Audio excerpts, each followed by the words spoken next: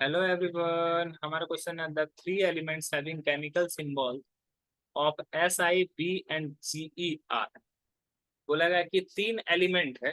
कौन कौन सा एलिमेंट? सिलिकन है, silicon, boron and germanium. These are क्या है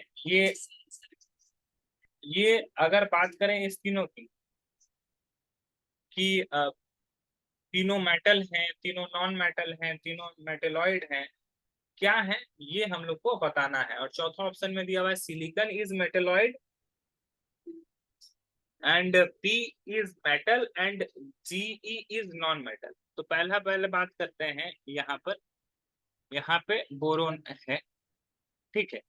उसके बाद है हमारा कार्बन आता है, ठीक है। बोरोन के नीचे आता है एल्युमिनियम, कार्बन के नीचे आता है सिलिकन, फिर सिलिकन के नीचे आता है जर्मेनियम, ठीक है। इसके नीचे आता है गैलियम, इसके आता है जर्मेनियम। तो ये हमारा मेटेलॉइड है, ये भी हमारा मेटेलॉइड है, ये भी हमारा मेटेलॉइड है।